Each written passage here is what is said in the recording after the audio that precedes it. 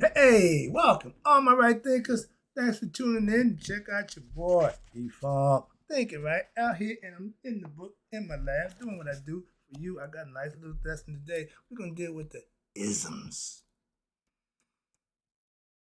This is a little teaser. Let's go. Right isms. 25 rules to live by. Storytelling. Story with a message. There's a message in my stories for life. I give you life lessons. You tune in and receive them. I appreciate you. We got a good thing going. Let's do what we do. Right thinking mission is to enlighten, inspire, educate, and motivate you, the individual, to a higher spiritual level of enlightenment.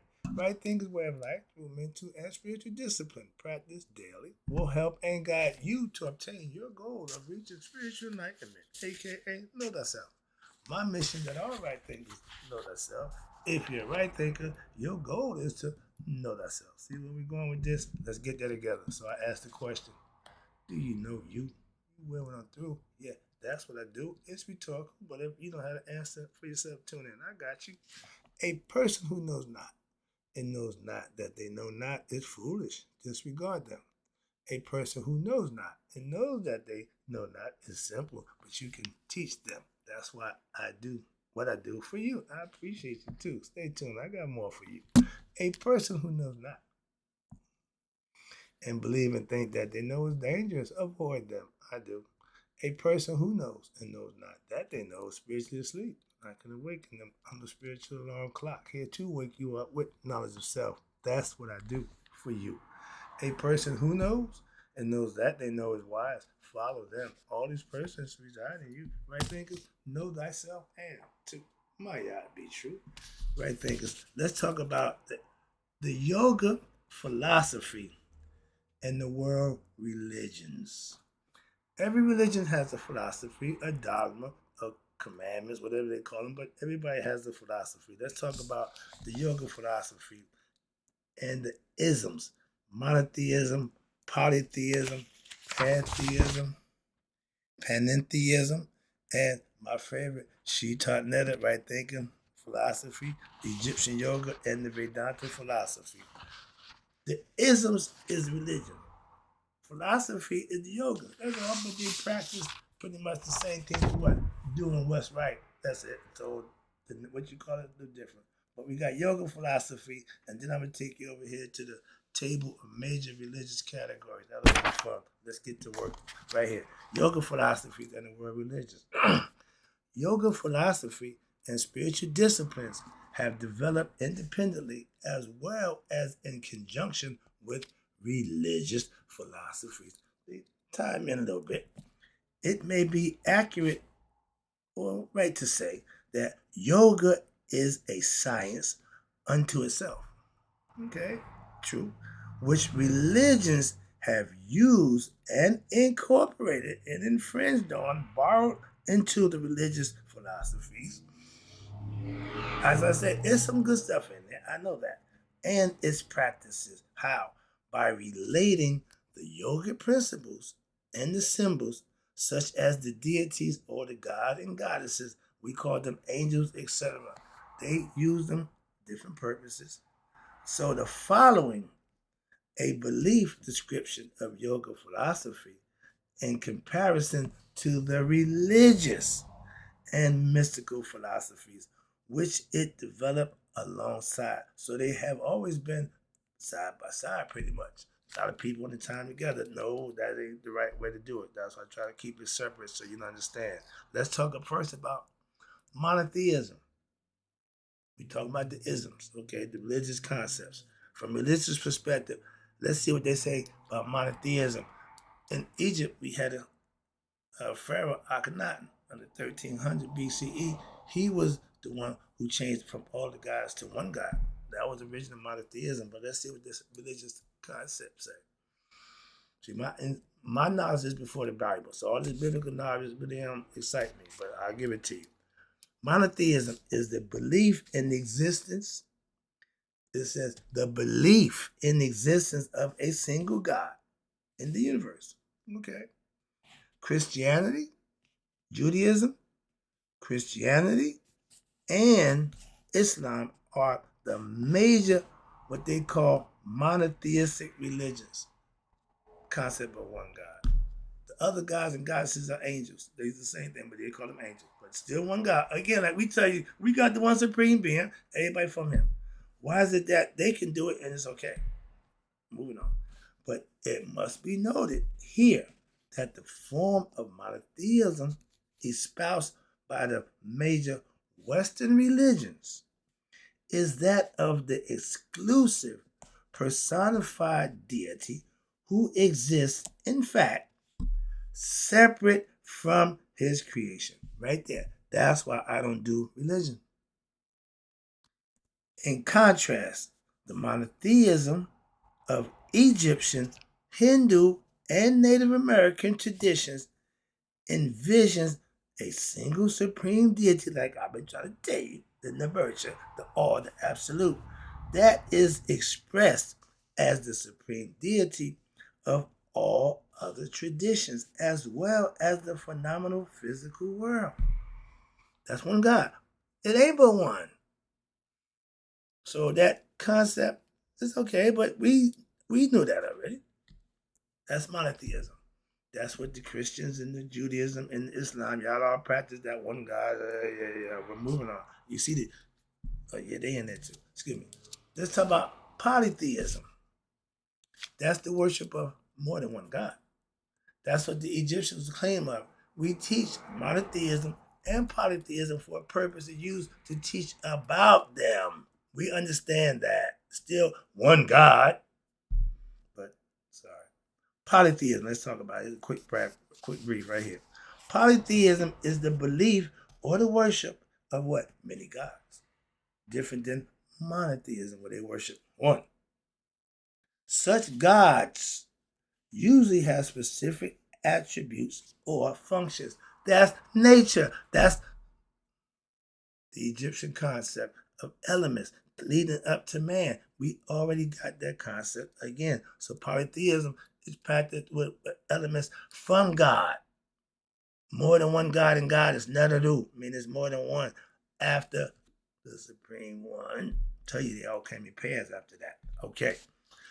This is teachings, lessons, mythology, story to educate, to help to get the mind to conceive and understand who you are for yourself through learning and practicing what you're learning. Implement it to see if it works. If you're a good Christian, you follow tenets Christianity and you see, yeah, it worked. Islam, they come out of prison, they start going to the mosque, they start studying, they start doing right, and their life change. Yeah, but they give it all to Islam. Okay, well, whoever you give that credit to, that's fine. Moving on. But the idea is you got to do it. In whichever religion you follow, whichever concept you follow, still got to put work in. I'm old-fashioned. I'm a grinder. So putting in the work is where I come from. That's what I do for you. Next one, pantheism. What the hell is that? Okay, we got Pan-African. We got a whole bunch of isms. That's somebody's philosophy, somebody's theology concept to serve. That's all. And those who follow it, if what you following earns you blessing from God, you got the right thing. Simple as that. And it's a bunch of right ways. Moving on. Okay, it ain't just no one way. No, if it ain't Christian, it ain't nothing. No, Islam got a way. The Jews got a way. Everybody got a way. Simple. But if your way ain't getting you there, that might be the wrong way. Let's go. So pantheism is absolute. One, they got two different. You got absolute pantheism. That means everything there is God. That's it. Okay. I'm not a problem with that. All the attributes, they just go right to quit the chase. Everything is God. No problem with that. Next, we got what they call modified pantheism.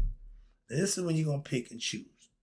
God is the reality or principle behind nature. Okay, that's understandable. I can go with that. Again, my thing is, I will listen objectively and hear and see what I'm hearing, and now my discernment will put it to say, I can understand that. Do it make sense? Okay, is it comprehensible? That's all. You ain't got to follow it. You ain't got to like it, but you need to understand it. That way, you can make a decision whether it's your thing or not your thing. That's all. Panentheism. Panentheism. Don't even know what that is. Let's find out what it is.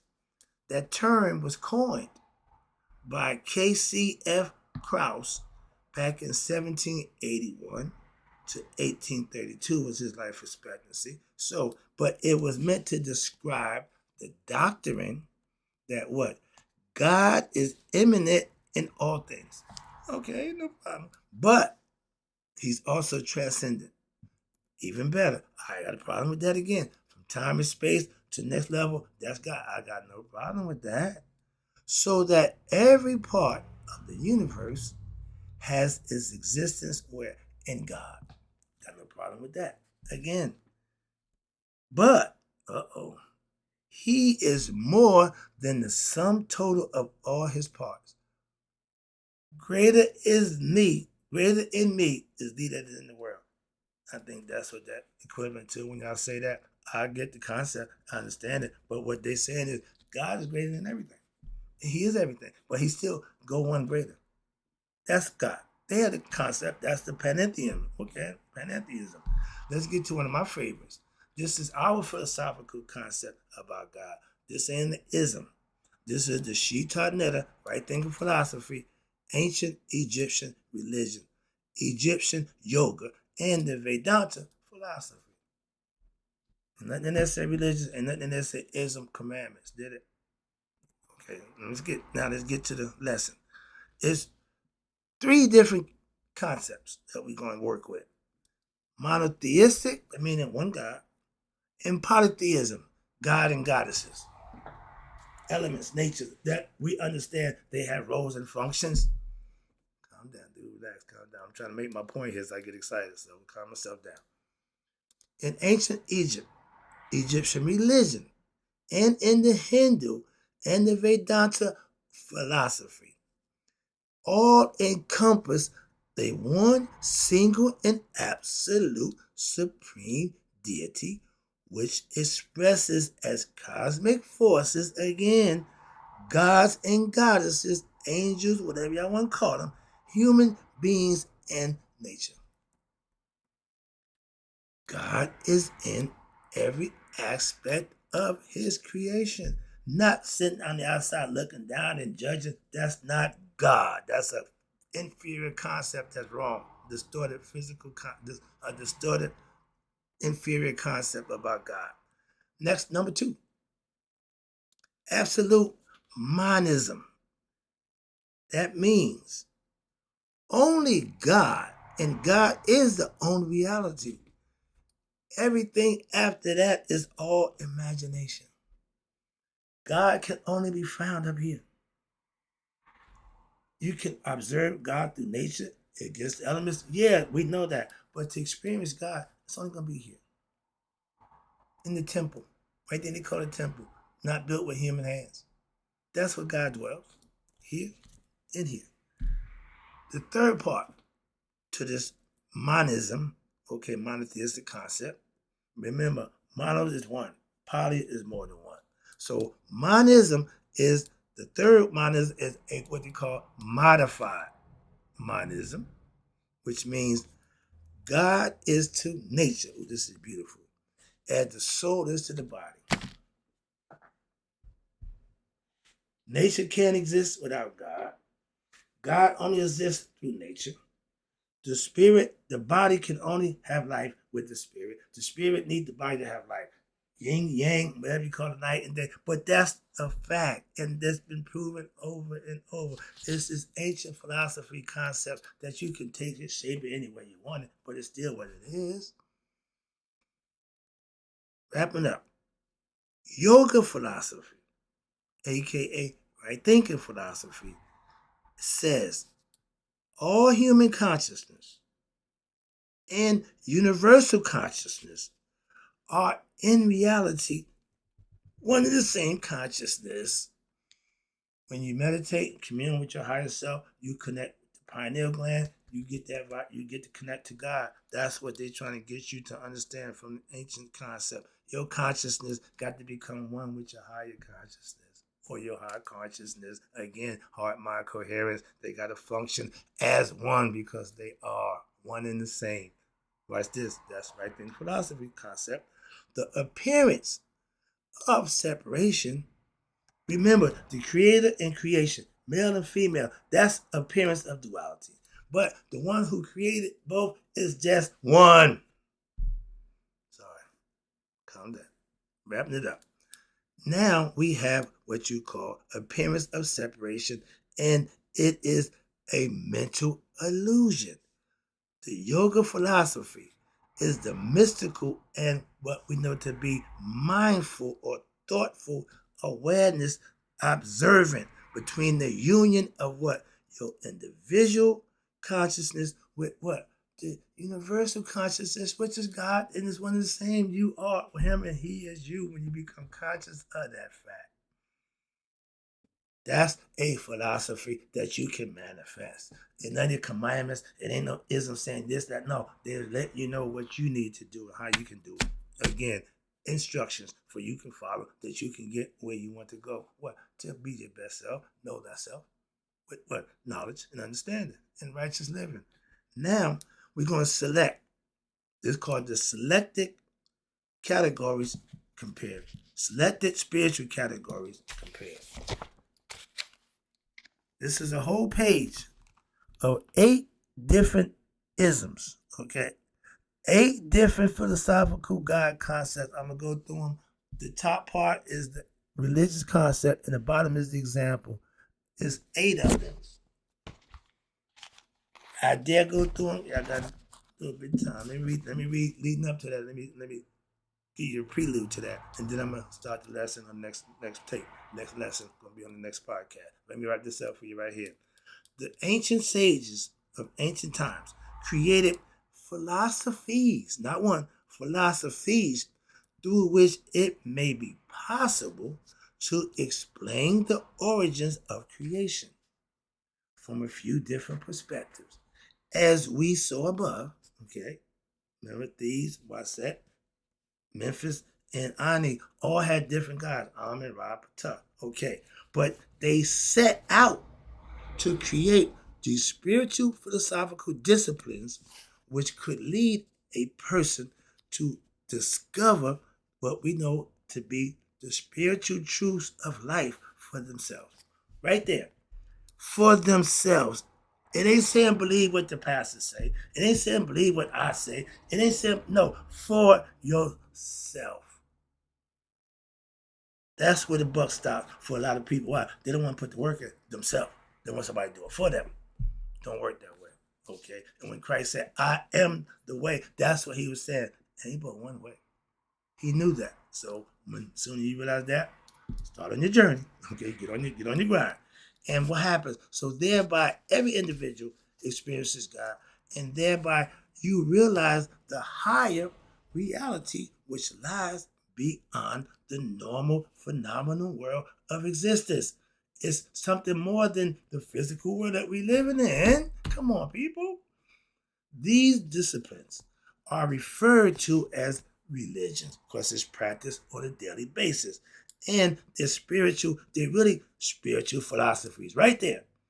It's religion because you practice it. It's a way of life. I keep telling you that. But it's a philosophy that you practice that you add to your daily life. And that's with the mysticism of yoga. When you practice the philosophy, something's going to happen physically. That's the metaphysics about putting in the work physically. And below, I'm going to break down for you, is a basic listing of what we know to be world religions and spiritual philosophies. And the following religious categories are presented so that what? The reader may gain a basis for comparing the varied forms of religious practices that are being discussed in this book, in this volume right here.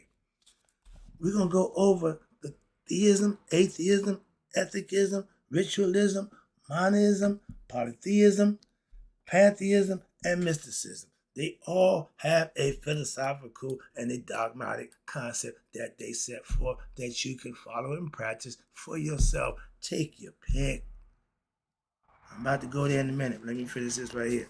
So the varied religions that you can practice exist so that the varied personalities in all human beings may be able to practice a religion in accordance to what they think is best for them, which they currently desire, and or psychological inclination. What suits you? What works for you? I don't want to be a Muslim. I don't want to be a Christian. I don't want to be a Jew. I want to be a spiritual being having human experience. I want to be a right thinker. So that's what. So everybody had the right to do that, to choose that. By daily practice, it becomes your religion. Okay. But it's all based on your level of spiritual development and maturity. If you're ignorant, you ain't even in the game. Okay. But some of the religions presented as examples in the varied categories I'm about to go into will contain features that are from more than one category. Again, they have a few things in common. In these cases, you have a number which is one, besides the religious examples, will designate the primary category of the religion, and the number two will also signify the secondary features that they have in common. Now, if the religions has more than one, it will signify that the religion has sects that exemplify more than one particular category from the other religious concepts. Note, while polytheistic and monotheism and pantheistic monotheism all contain the same element of animism, the understanding that what the universe is alive with spirits or souls, given, put in effect by God. It is also understood that these are the manifestations from the Supreme Being and not independent realities acting on their own. They're all connected. They're all from the one. Hope you got the message. Hope you like that. Or I'll be back with the good stuff. We about to get the table, the major religious categories. Ought to be fun. Good lesson. I want to break it down for you. So right now, right thinkers in closing. May you all live to be 100. Me 100 minus a day. So I number my right thinkers who understand the philosophy, yoga philosophy, and the world religions have passed away. This is just good information you can get to know for yourself. Practice it on your own time. I'm just laying out there for you. I'll be right back with some more.